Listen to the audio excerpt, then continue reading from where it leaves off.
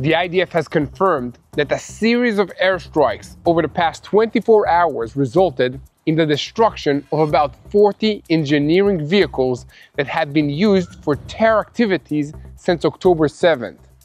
The operation was carried out even as Hamas continues to prepare booby traps for the IDF soldiers who are moving ever closer to the objective of cleaning the Gaza Strip. This operation targeted these engineering vehicles, which had mostly been parked in the central Gaza city of Jabalia, and they won't be available for use against the IDF any longer.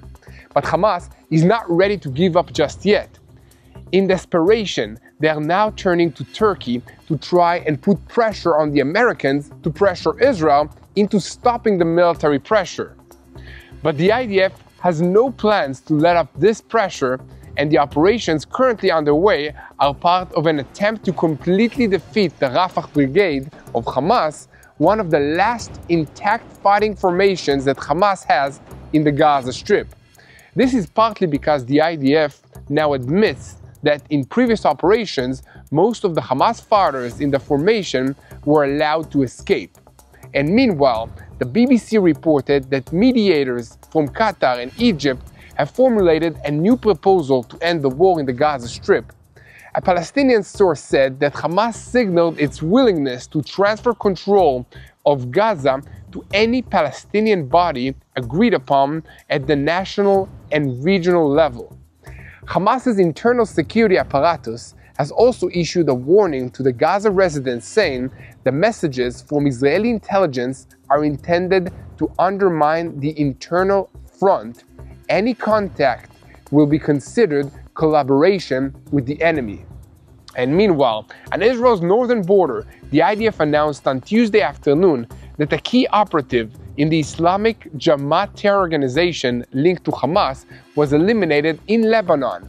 His name was Hussein Azat Muhammad Atawi, and we'll give you all the details about this terrorist and his career, which is now over.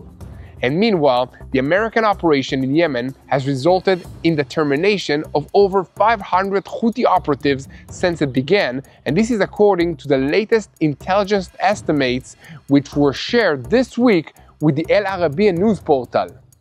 The eliminated operatives included senior figures in the organization as well as highly trained technicians, drone and missile operators. And elsewhere, the new Trump administration ambassador to Israel, Mike Huckabee, presented his credentials to Israel's President Herzog and said, "It is our duty to ensure that Israel sleeps quietly. Iran threatens us as well." This tracks with his recent statement to the media after his visit to the Western Wall in Jerusalem, which he said, "For Iran, Israel is the appetizer and the United States is the main course." We also have a report that in the last 24 hours, Israeli Prime Minister Benjamin Netanyahu spoke with United States President Donald Trump discussing Iran, trade, and additional issues. Trump later posted a statement on his Truth social media network account saying, "The conversation was very good. We are of the same mind on every issue." So guys, we have a lot to talk about today, so let's dive into the details. I'm Yair Pinto, and this is your Boots on the Ground report about what is happening in Israel on day 565 of the war against Hamas, Hezbollah, the Houthis in Yemen, the Shia militias in Iraq, and all the other armed groups in this region that are acting under the command of Iran's Islamic Revolutionary Guards Corps, which is the head of the axis of evil in the Middle East. And a moment before we begin, I want to invite you to click on the subscribe button if you haven't already, so that you'll never miss another episode of Boots on the Ground.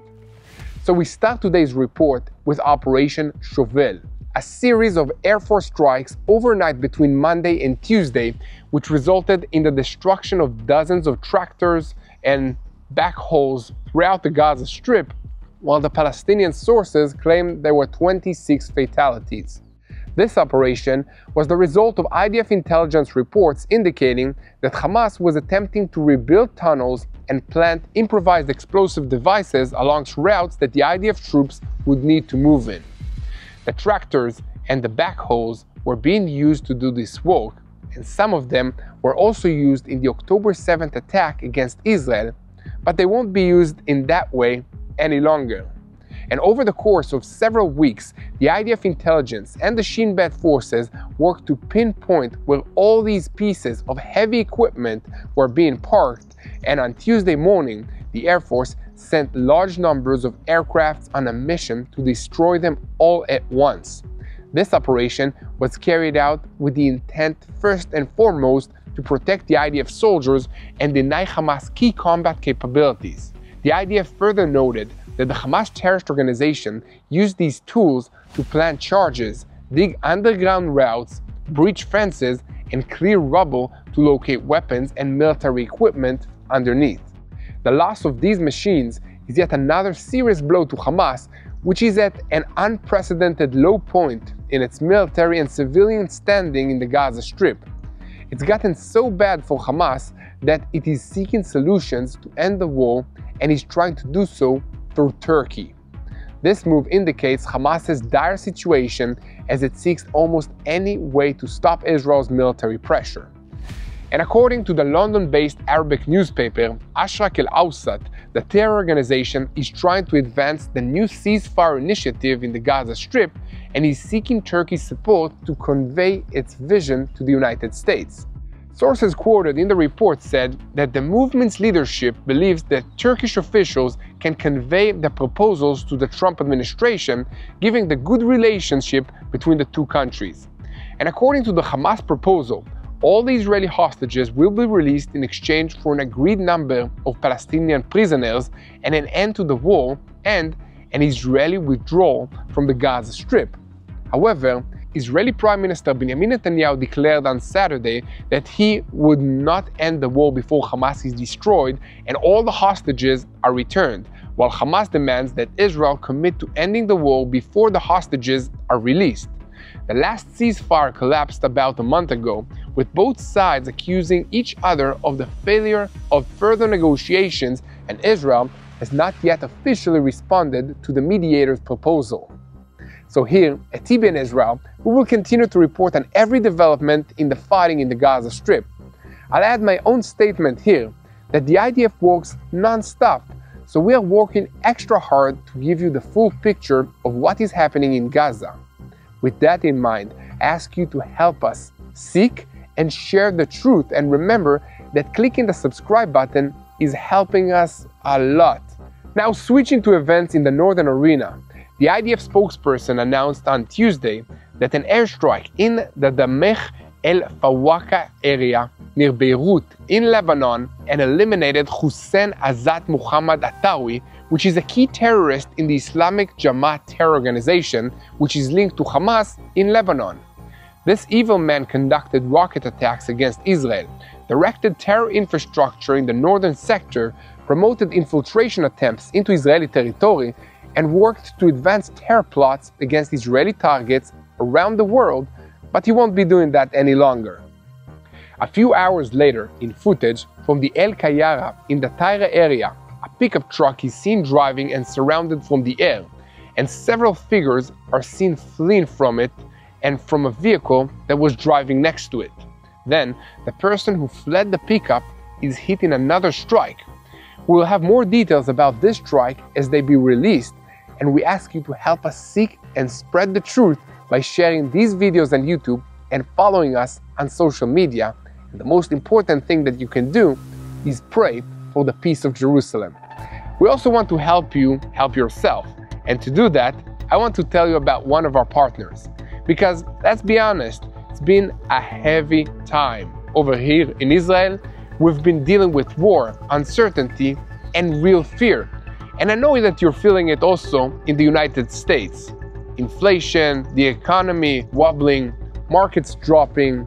Just recently, the Dow and the S&P 500 had one of their worst days since the pandemic, and experts are warning that a recession might be around the corner.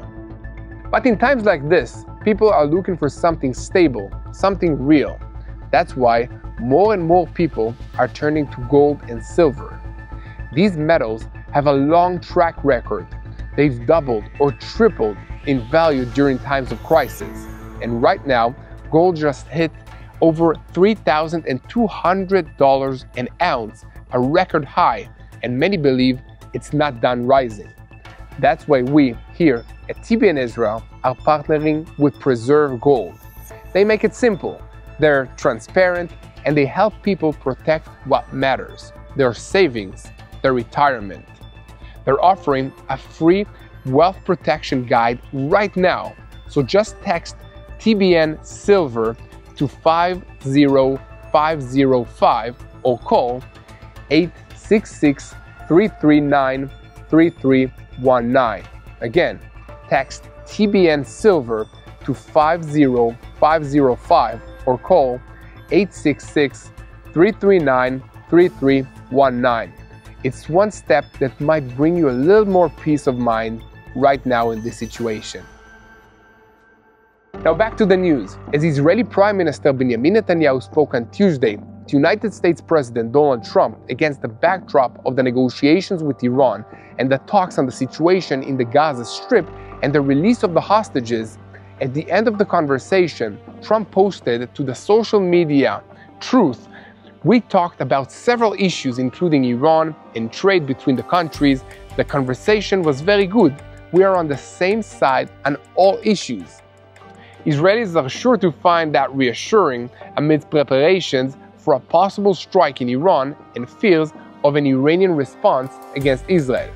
The civil defense agencies, including the firefighters, Magen David Adom, and paramedics, hospitals, and the police, as well as the entire IDF, have been preparing intensively for all contingencies. On Monday, the Air Force of Israel carried out drills to prepare for the possibility of heavy missile and rocket attacks on its bases, which are also targets in the previous Iranian attacks on Israel in April and in October of 2024. The purpose of the drill at the bases is to strengthen readiness in case the negotiations between the United States and Iran fail and a military confrontation erupts. And speaking of which, Israel was surprised by the report in the New York Times last Thursday that revealed the Israeli-American plan to strike Iran, which was blocked, according to the publication, by President Donald Trump. In Jerusalem, it is believed that this leak to the press was an attempt by the United States to pressure Iran to advance in the talks between the two countries on the Iranian nuclear program. President Trump said that he has not definitely given up on an Israeli attack against Iran's nuclear facility, but added that he is not in a hurry to do so because Iran has a chance to live happily. So here at TBN Israel, we will continue to spread the truth together with you, and to do that, we need your help. So join the team by clicking on the subscribe button if you haven't already, so that we can keep bringing you what's happening on the ground in Israel. Next, we switch our focus to the American air campaign against the Houthis in Yemen. American sources told the El Arabiya news portal on Tuesday that since the start of the strikes in Yemen last month, more than 500 Houthi fighters and operatives have been terminated, including senior figures in the terror organization. And according to the sources, among those eliminated are missile system operators and UAV experts. At the same time, official sources claimed that the Houthis pressured operatives' families to keep silent, acknowledging only the deaths of junior operatives in the organization to avoid panic amongst the terror group's supporters inside Yemen. The sources said that the Houthis are working to create disinformation throughout the country to deter opponents of this organization. And meanwhile, the United States Navy and the Air Force continued last night to strike dozens of Houthi targets across Yemen, hitting bases and strategic locations. United States officials emphasized that the operation, which began last month, has significantly weakened the organization's defensive arrays and other military capabilities. So here at TBN Israel, we will continue to report on every development regarding the Houthis in Yemen, and we ask you to help us by continuing to spread the truth of what's happening in Israel with us. We seek for the truth of this situation so that you will know how to pray for the peace of Jerusalem. So guys, when you pray, don't forget to pray for the hostages that are held by the Hamas terrorists in the Gaza Strip. Please pray for the IDF soldiers wherever they are, if it's in Gaza, in Lebanon, in Syria, or in Judea and Samaria. Pray for all the innocent lives in this region, for the people in Gaza, for the people in Lebanon, in Syria, and in Yemen, and most of all, for the people in Iran. They're under a terrible regime that is controlling their lives. Let's unite in prayer for the peace of Jerusalem and for God to have His way in this region. Amen. Hello, this is Mati here in Jerusalem with TBN Israel. This is Yair Pinto from TBN Israel here in Jerusalem. TBN Israel is keeping viewers informed with Israel-focused news, culture, and what God is doing in this land. Support TBN Israel today online at tbn.org/Israel. Thank you.